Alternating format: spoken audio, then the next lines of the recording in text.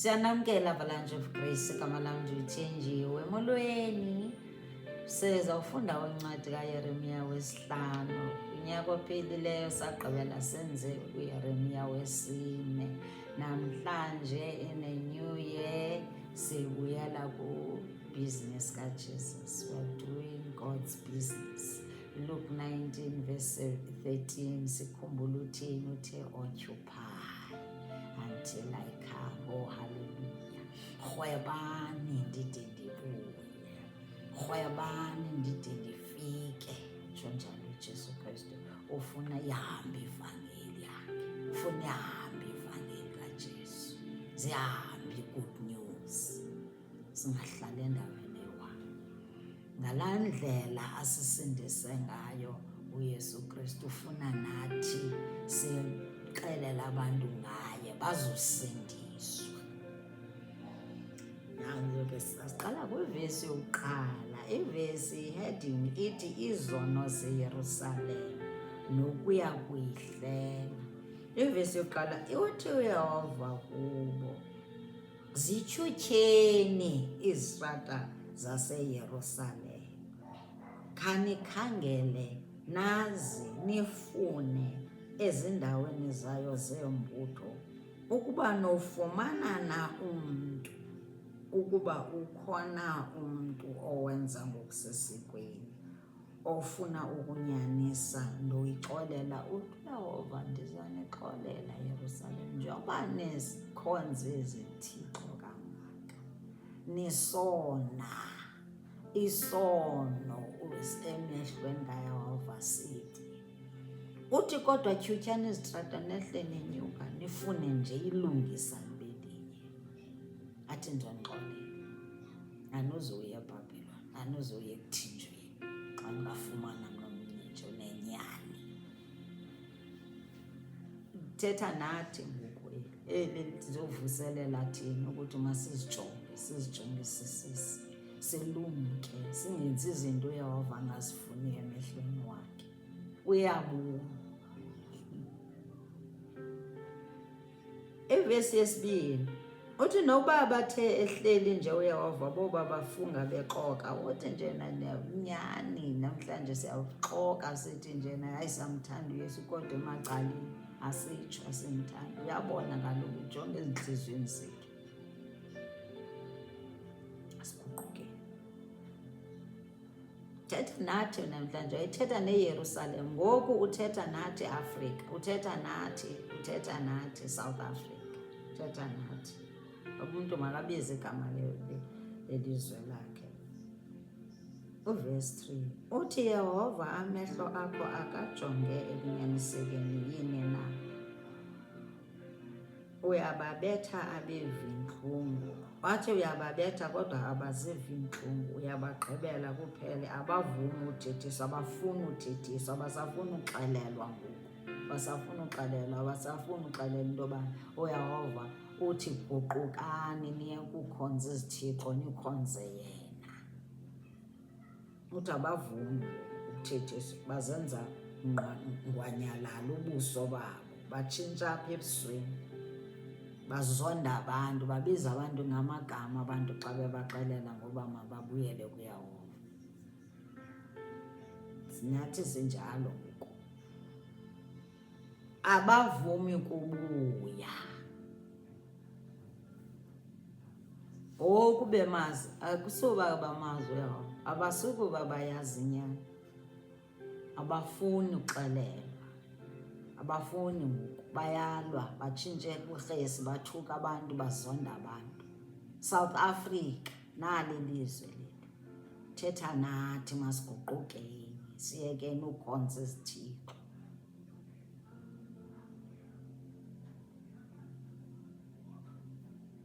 Verse 6 ngenxa yoko uyababulala, uthumela ingonyama ngoku Yehova, uthumela iingcuka,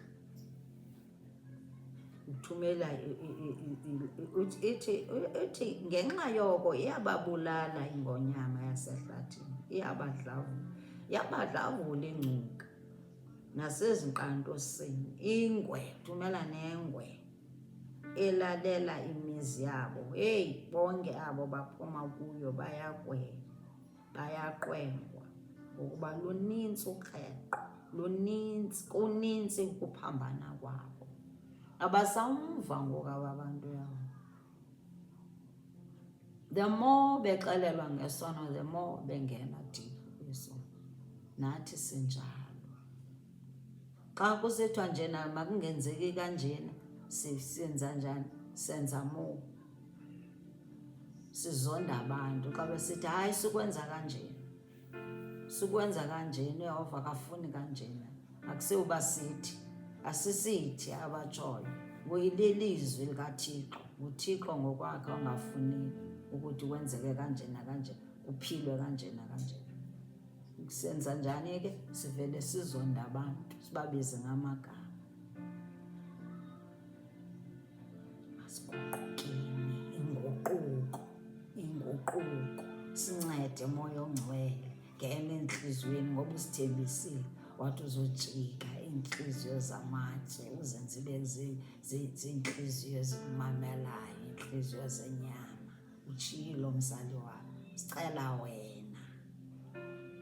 Verse 7.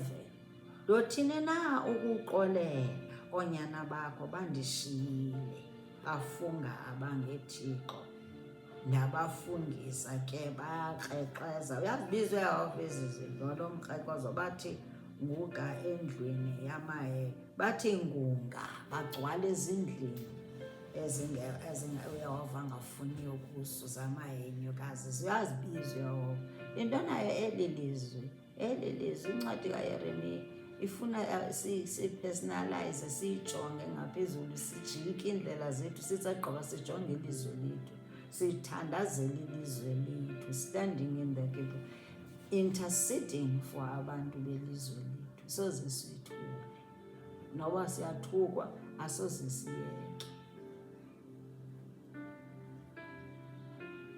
Verse 8. Bayazibela njengeenkunzi zamahashe ezityetyisiweyo, elo ukonyela umfazi wommelwane wakhe. Azibona zezi zinto ziyenzeka. Isono asifunwa nguYehova. Siyacela ukuba masiguqukile, asibuyeleni kuYehova. Asijongeni indlela esiphilayo, asijongeni indlela izinto ezimbi ezenzeka ngayo ngoku kwezi end times. Siguqukeni, singabuyeli emva, sincede mzali. Verse 10. Uthi nyukani ezindongeni zayo nonakalise, kodwa ningagqibeli kuphela. Susana amasebe ayo ngokuba engengakayehova. Verse 12. Bayamkhanyela uYehova, bathi asinguye.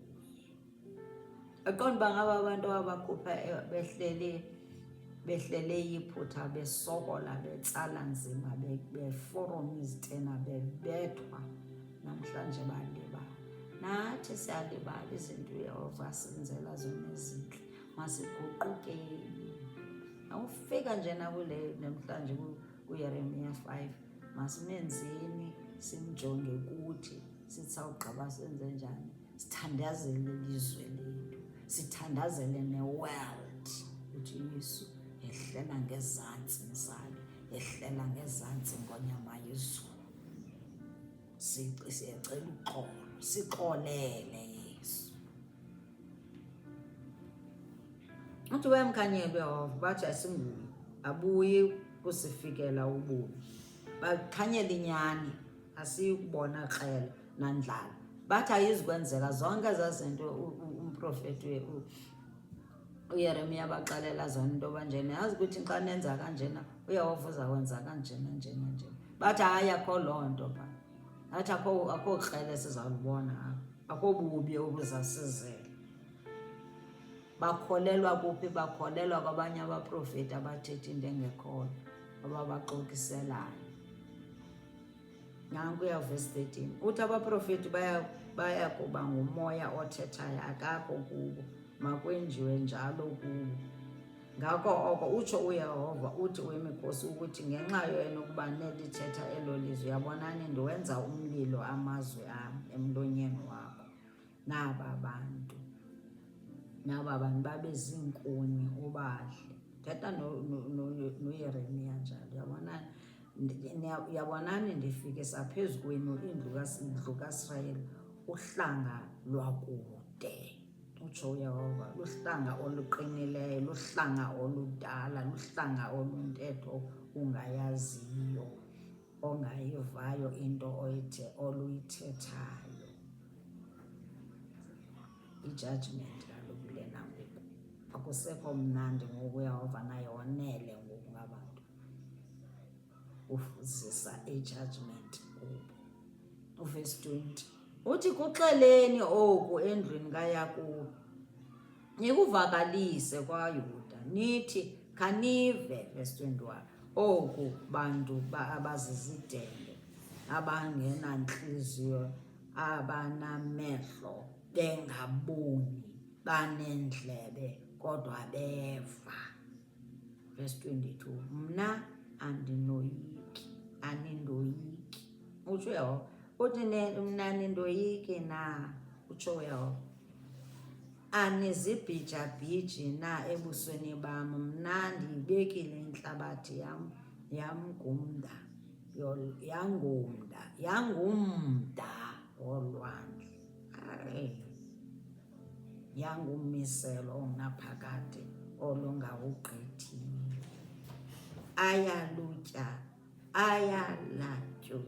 Ayalatyuza amaza, the waves, amaza alo ulwandle, angabi nakwenza nto, agqume, angawugqithi. Ke abantu baneentliziyo ezinjubaqa, ade bazinjubaqa. Injubaqa yazo into, ngumntu okuthethwa naye nje angeva. Injubaqa uyalwa, ulwa noYehova. And isiphelo senjubaqa asimnandanga, kuzuba mnandi. Athi zinjubaqa baneenkani, bakreqile, bemka kuYehova. Masijonge indlela esiphila ngayo kulo nyaka. Asijongeni indlela esiphila ngayo. Naphezulu sijonge izinto ezimbi ezenzeka elizweni lethu. Sithi Yesu sincede, nanga amazwi ungena ngoku iintshaba zaSouth Africa. Biza ilizwe lakho, uyazazi izinto ezimbi ezenzekayo kwilizwe lakho, and intercede for your country.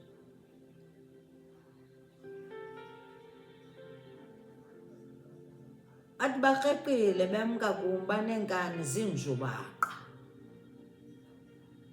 Athi abatsho nokuthi ezintliziyweni zabo, makhe soyike uYehova uThixo wethu, osinika imvula ethambisayo nevuthisayo ngexesha elililo, osigcinela iiveki ezimisweni zasenkwindla. Utsho uYehova uthi nje naye basandiboni ngoku noba ndim, uba ndim okhontrola everything, ndim ngoku ojonge ilanga, ndim owenza imvula ukuthi zinethe. Uthi ndizaziyekisa ezamvula singanidi, sike sibone uba bazokwenza ntoni. Nile nto engoku ekuthi kufuneka sazi into ukuthi nantoni na siphila ngenxa yakhe, nantoni na esinayo, impilo, lo moya esiwuphefumlayo ngokaYehova, ukutya oku esikutyayo ngokwakhe, siphiwa nguye. Singabe siqhayisa ukuthi sisebenza nzima. Ungasebenza usebenza uthi ogqiba ungabikho ukutya, ube nemali kodwa ungabi nakutya ukukuthengwa, unqabe kwa ukutya. Masisoloko sazi ukuthi njena impilo zethu ziyame ngaye. Is our source, is our source of power, source of strength. Phila nje ngenxa yakhe. Xa singasuka kuthi thina sizathini? Asincede. Uthi ngokuba kufunyanwa abangendawo phakathi kwabantu bam, bayalalela ngokuncathama kwabathiyileyo, benza izohogo, babambisa abantu.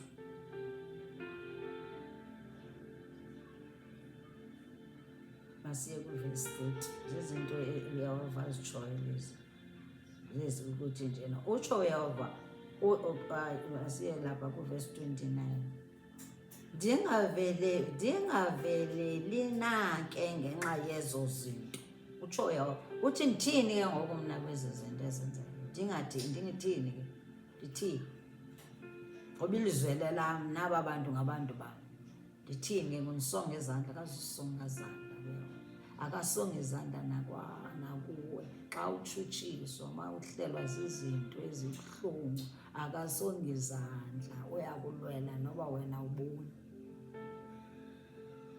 akathuli yabona khona ngoku bakreqile kuye basukele kuye nguye owayebanceda nguye owabakhupha ekuthinjweni impilo zabo zajika badla imana sebelibele ngokazamani balibele yonke into yehova ibenzeleyo uthi ke ngoku ndithini na ke ngoku ndithini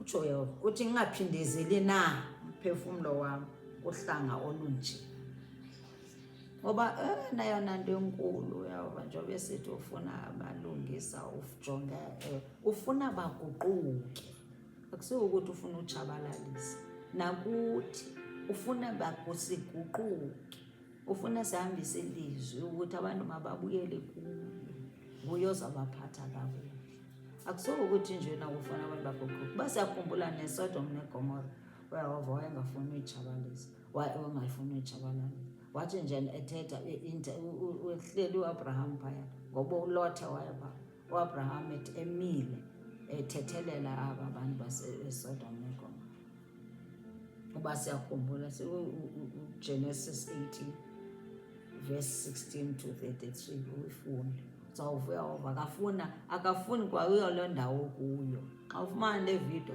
wazi ukuthi uyehova uyakufuna ubuyele kuyo akafuni ube rebellious akafuni ube sibe singamfuni sibiza amagama sisile uyabacenga baba kokunina babantu bacenga baba ukuthi mababuyele kuyo nawe ke uyasicenga ngenxa yobuyasithanda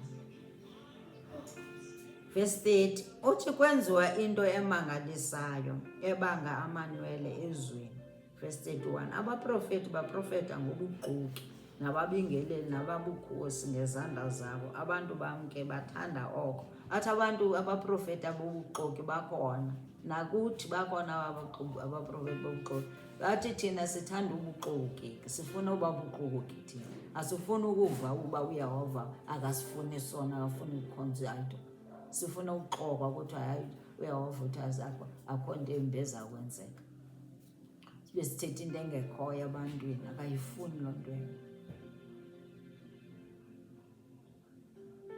akafuni loo nto ufuna ukusithetha inyani into yokuthi njena suka kule nto oyenzayo simbava abantu bakaThixo xa besithi besilumkisa ngoba sithandaza uyehova oluthando unenceba akafuni sitshabalale niyakuthini na ke ekupheleni kwako oko itsho njalo into yokuthi njena uyehova into ayithandayo ukuthi ufuna usiguquke sibuyele kuye le chapter 5 yaba abantu abasafuna abafuni nix abafuni nix ngokuba phakathi esonweni into nayo ngokubafuna ukumamela into engekhoyo uxoke ukuthi njena hayi neno uyehova yanethana uyehova uzanenzela into ezinhle jongani kanti uyehova into yenza into ukuthi izinto ezinhle singaziboni sisesonweni sikhonza abanye uThixo kanti yize unguThixo nomkhwele hayi masimeni sithandazele amazulu let's stand in the gap interceding xa sithe sayifumana ichance kodwa kulo nyaka kufuneka uzixelele into ukuthi nje uzawubeka uyehova phambili uyeza occupy until he comes rhweba atabuye ungayeki thandazela abantu bakaThixo abalahlekileyo abangekalifumani ukhanyo uYesu lukhanyo lwehlabathi abangekalifumani irevelation ukuthi nje insindiso ithini nakubo amamkele uYesu umncede wamkele uYesu Kristu kulo nyaka cengacengana nawe, sicengacengana nawe. Enkosi kakhulu, sayithanda nakulo nyaka. uYesu anigcina, nilondoloza, nifihle. Enkosi kakhulu.